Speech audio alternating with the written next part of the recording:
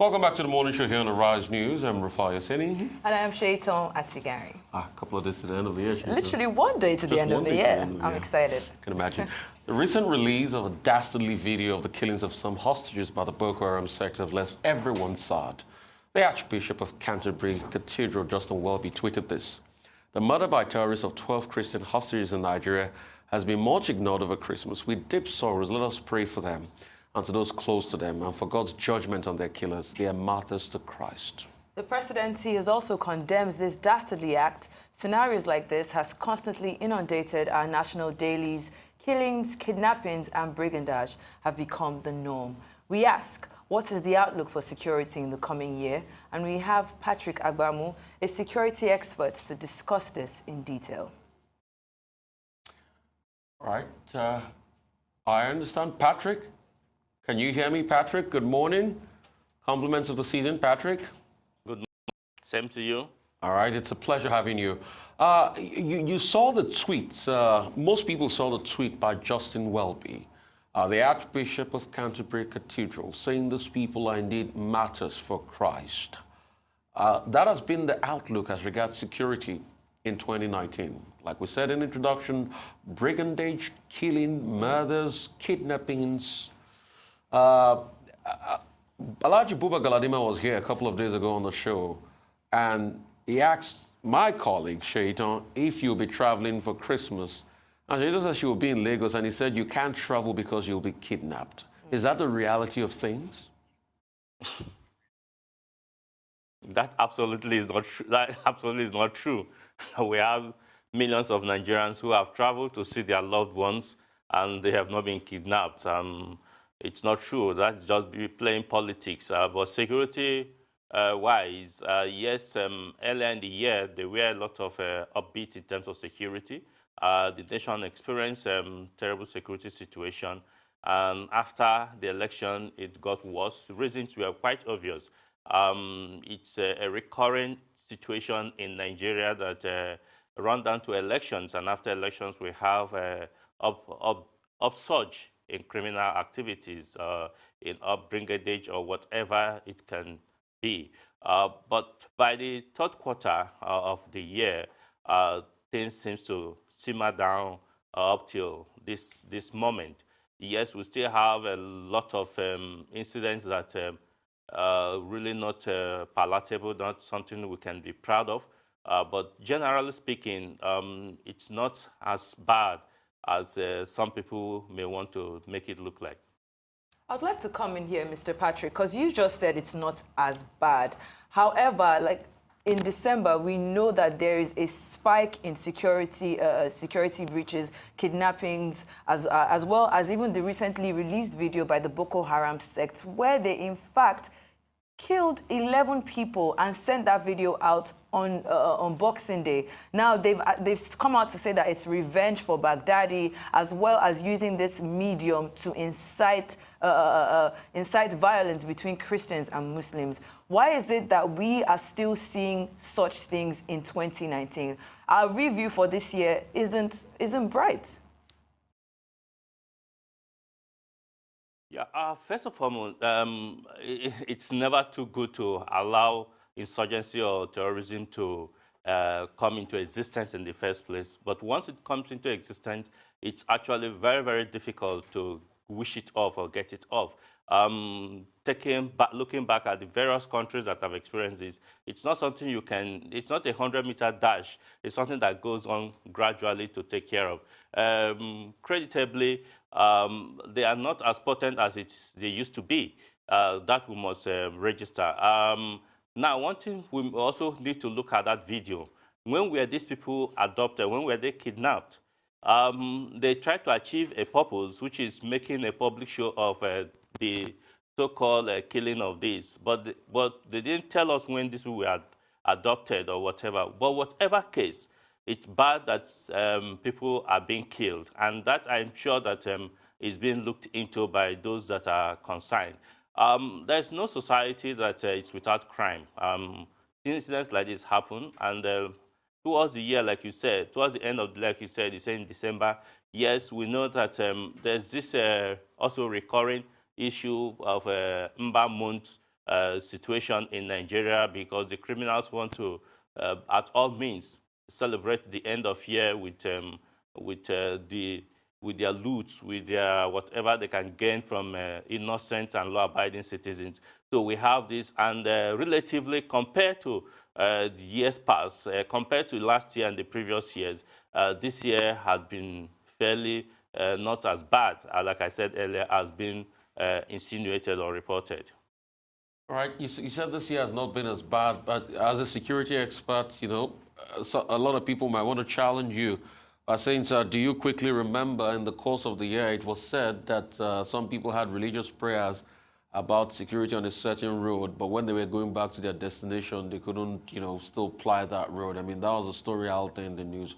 But I want to also, you know, talk to you about outlooks, about the war against insurgency.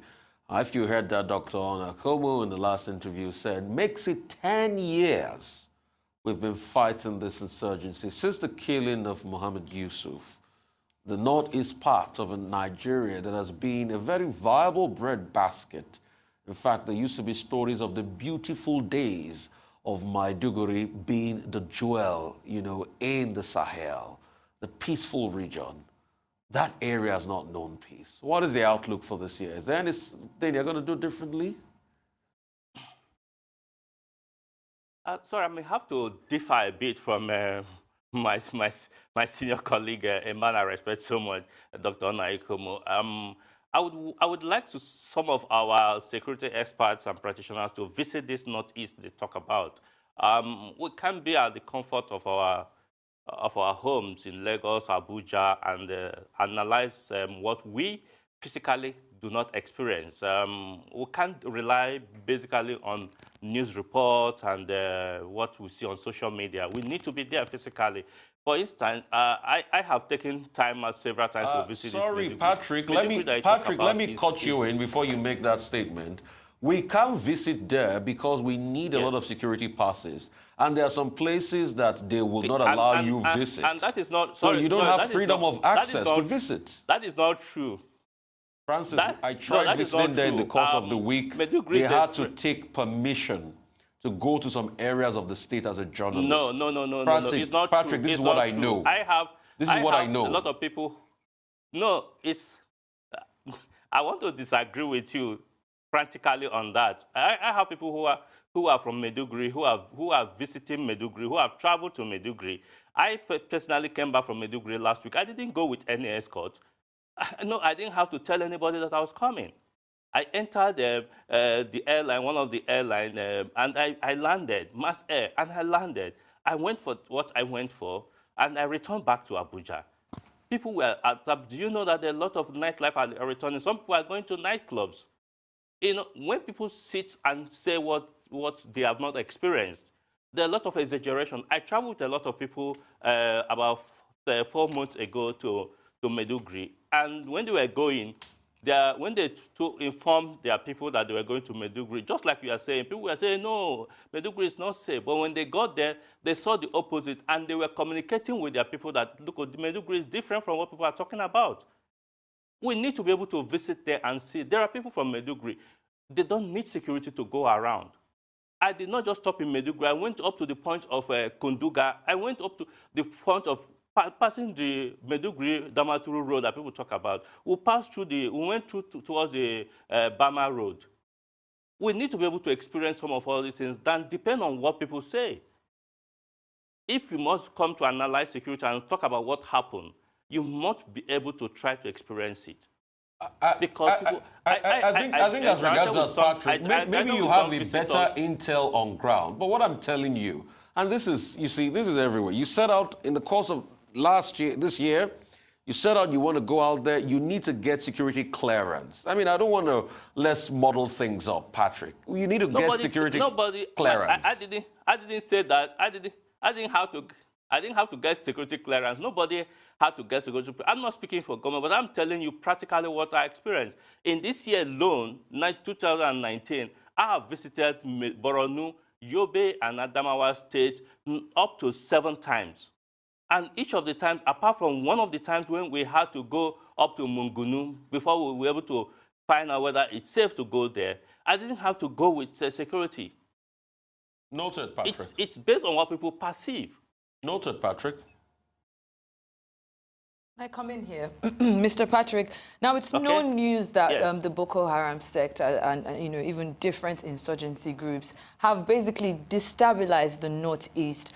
And I want to take a quote from Mr. Buba Galadima that was on the show a few days ago, where he said, "You don't fight insecurity and insurgency with brute force. You use intelligence and technology." Also, security experts have said that it's not possible to achieve security without the rehabilitation of socio-economic standards, peace building and reconstruction. Now, I want to know what your take is on that. Certainly, that is the reality of facts. You can win insurgency or terrorism with brute force. That is quite true. But you cannot also say you cannot employ brute force when your enemy are also using brute force. There is need for you to be able to. You don't negotiate or discuss with these people from a position of weakness. You need to be able to let them understand that you can also fight back. And when you fight back, then you can sit back and start taking care of the needful. As we speak currently, you know, a lot of people want to assume that life is not existent in some of all those areas, but it's not true. A lot of people are getting back to their livelihood. People are beginning to go back to their farming, and a lot of getting back to their normal life. Without speaking for the government, I know that the state government, especially in Borno State, is doing everything to ensure that their people return back to their homes. Some people have returned back. Some are still in the IDP camps. And those who are in IDP camps are also being engaged in one activities or the other. That is happening. But like I said earlier, I wish it's possible. Mr. Patrick, that video was actually released In Borno State. Yes, yes, Borno State. Like, you know, the beauty of it is that video can be released and can be tagged anywhere. We're in Borno State. We're not saying that there's no insecurity. We're not saying that they still do not want to come out. There are remnants of these people that comes out to want to attack or to establish that they are still in existence. They are there. But as we speak today, with the presence of the security agencies there led by the Nigerian army, they are countering them, and there are also a program of reintegrating these people and also trying to talk to the commoners, the people that are there. I had visited one of the IDP camps where we see a lot of activities going on, educational activities going on over there, trying to educate. Some people who have not even gone to school before because of the insurgency have returned back to school and taken normal examination, WAEC exams and all that. So life is beginning to get back. It's not, like I said earlier, there are insecurity, but not as it's being portrayed.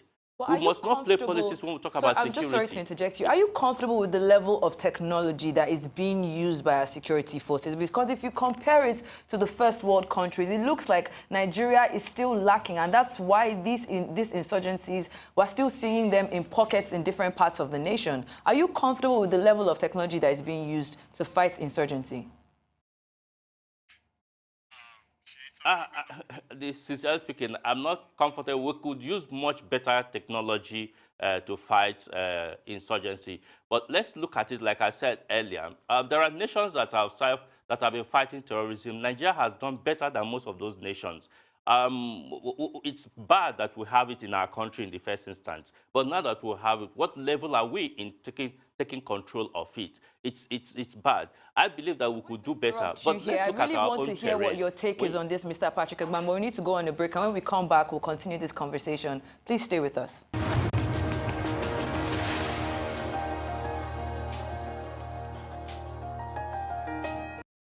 Welcome back to the morning show. We're still looking at the year 2019 in Nigeria security review, and we have Patrick Agbamu, a security expert, to discuss this in detail. Now, before the break, I was asking you if you were comfortable with the level of technology, because if it's compared to the first world countries like the US and the UK, we know that we are still lacking. What do you think about this, Mr. Patrick? Yeah, like I said earlier, I'm not so comfortable with it. We could do better with improved technology. That is the reality. But again, we need to also look at implement of this technology vis-a-vis our society, our environment, and the availability of this technology. When you talk about this technology, This is where they are broken down infrastructure, because most of all these places you cannot have electricity and some of all those things you need to be able to power this technology we'll talk about. Yes, we could see how this can be worked, which is being done. Drones are being used, and some other things that could be used to gather intels are also being deployed to ensure it. But let's point it out that even this first one that you talked about, they're also battling these same called issues for years. It's been going on. They have not gotten it totally, even with the technology that they use. So we should not totally say that we have not done much. We could do better we could do better than what we are having today. But it's not to say that the way we are going it's totally bad. No, it's not. Improvement is still being expected. We need to be able to get this war out as fast as possible, and get our people, because these people are also Nigerians, and get everybody to agree. But mind you, it's not totally possible to have a society where you not have crimes or criminalities. There's no part of the world where that exists, but at least it should be minimized, and that is my point. Right, Patrick, real quickly. Patrick, you said before you've gone to Borno 7 times this year. The places you visited, was these places inclusive of the local governments, which about 8 of them, that some people came out recently to cry that has been taken over by Boko Haram? You know, there was that case. Even as at the 19th of December, they still carry the story that said that most local governments are still being ravaged by Boko Haram, you know, Askia local, and a couple of other local governments like that. The places you visited, did it include this local government, and what was the situation on ground there? Anybody who says that these local governments are being taken over is not saying the truth. I must say the truth, because I also read the news when you talked about it. Some of those areas that they talk about, there are presence of the security agencies, Nigerian Army and other security agencies present there. It's not true. When I heard that news, I began to check because I went to some of those places. There was information about Baga and all that. Yes, there are the fringes of Lake Chad Axis. Yes, you could say yes, the presence of these Boko Haram people. Just as we speak, there is activity of the Nigerian Army that is going on even in Goza, which is part of the places they mentioned, where the Nigerian Army is doing medal parade of their officers who have served there. So really, it's not true. The emir of Goza had just yesterday commended the Nigerian Army for making sure that they are safe, because he's returned back to his palace. And so, but they mentioned that Goza is part of those areas. So how true can that be? It's a lot of people want to play politics, whatever. Like I said, security did not play politics with security. And that is my take on that. Okay, let me quickly go to you. Let's talk about the plight of those I call the heroes in all of this. Those will be celebrating on the 15th of January, 2020. Those that have been laying their lives in the fight, you know, against this insurgency are dear Nigerian soldiers. What has been their plight as regards equipment and the likes? There was a story recently making the rounds about, you know, entitlements not given to them at the likes. As they say in military parlance, is the morale really high, or the soldiers are complaining underneath? I would wish that it's possible for most Nigerians to visit some of all these soldiers and over there on the beat and talk with them. I can tell you that from my own independent assessment with some of them, yes, of course, 100% you can't please everybody, but majority of them that we've spoken to have actually commended the leadership of the Nigerian Army and other security services for providing what they need to execute this war. Yes, you may not have it 100%, like I said, because of paucity of funds, but to the extent that is being provided, they are being given, and their morale is high. We'll talk. I always want to say, yes, it's good to celebrate those fallen heroes, but I'm also more concerned also of those who are currently in the battlefield that are fighting. We should also show more concern to them. When we say that they are not doing what they should do, it demoralizes them. That demoralizes them more than even talking about them not getting what they need to fight. As we speak, I know that all the allowances are being paid because this is what they communicated to me when I got the. Last week I was in Maiduguri. I visited one of the battalions off record, and I know what they said. So really, but 100% you can't actually get it right. You can't get everything. But like I said, because of paucity of funds, more could still be done for them to be able to carry out the fight. But relatively, I think what they need, they are getting it. Okay, so that means I just want you to confirm to us. So according to you, Patrick Agbamu, all the allowances, all the bonuses, all their Christmas allowances have been paid in full. So that means there's no Nigerian soldier complaining of anything in the theater of war, that all the allowances have been paid in full, according to you, Patrick. I mean, that's a great and commendable one by what you have said there. But let me go one step further. That really is not what I said. I said some people you can't actually get it all totally right. I don't know about Christmas bonuses. There's no Christmas bonuses. They are paid all-allowances. Okay, so all the allowances have been paid. All the allowances have been paid. Are not paid Christmas bonuses. Their basic allowances have been paid. Some could still not have been paid because we're still in the month of December. So the month of December has not ended. So that you can't rule that out. And many people wish they are not in that theater. They wish they are in with the comfort of their families. So no matter the amount you pay them, it may not still be enough. So that is the reality. Okay, so it's not been generally paid. Let me requote you, but they are taken care of. 100% morale high. Let's talk about, equipment. We've heard concerns too that they don't have adequate equipment, to fight. We see all the stories making the rounds. Is that something the government should look at in the course of the year?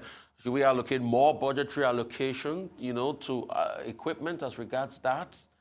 And also, increasing the strength of the military probably?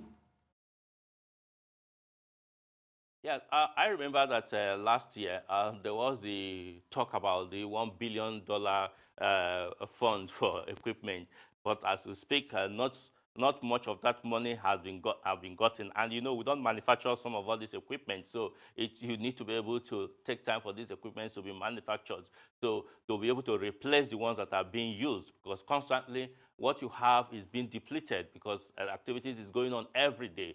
So more is still being expected for them to be able to do their work. But when I visited some of the locations, and well, for a matter of fact, someone said that some of the equipment they have never thought of it before. They have it. They can move. They are using drones to be able to monitor the environment and monitor what is happening. They have a good equipment, the armors, and that will help them to do the fight. But you can never have it all. No soldier, no military all over the world has everything they need, because especially for ours, the third world country, we don't manufacture any of these things because we depend on what we can get from different sources. And before now, some countries were not selling to Nigeria, but now they have agreed to sell to Nigeria, and we're getting it done. And some of these equipments are not something they're not on the shelves where you can just pick up and immediately. They have to be configured, they have to be manufactured as you place the order. So as it's being used, some are being replaced, some are coming in, and we expect that more will also be given to them. Okay, Mr. Patrick, let's talk about the national security strategy that was released this year to be implemented in 2020. Now, let's talk about implementation. A lot of these documents we know tend to end at a federal level and doesn't get into the states or local levels that actually need these documents. An example of this that was released by the same NSS is Countering Violent Extremism Framework. This document remained largely implemented. Now, how do we measure the success of something like this? Now, we have a strategy put in place. We have a team put in place. However, that's where it ends. As a security expert, how do we know that this that has been put forward has actually has a process from the beginning up until the end? Yeah, seriously, that is one area where Nigeria has not gotten it right because of implementation of policies is one aspect that we need to be able to strengthen and get it right. It's good to have ideas on paper, and another angle to it is making it to work, zeroing it down. Well, I'm happy that during the launch of that strategy, that document, the commander-in-chief did say that it's not going to be as usual. We expect that the office that is handling it, coordinating it, which is the National Security Advisor's Office, will be able to take it to those who need to have it and make sure that they actually work. I have advocated several times, like it's done in some countries, where you have a coordinating office.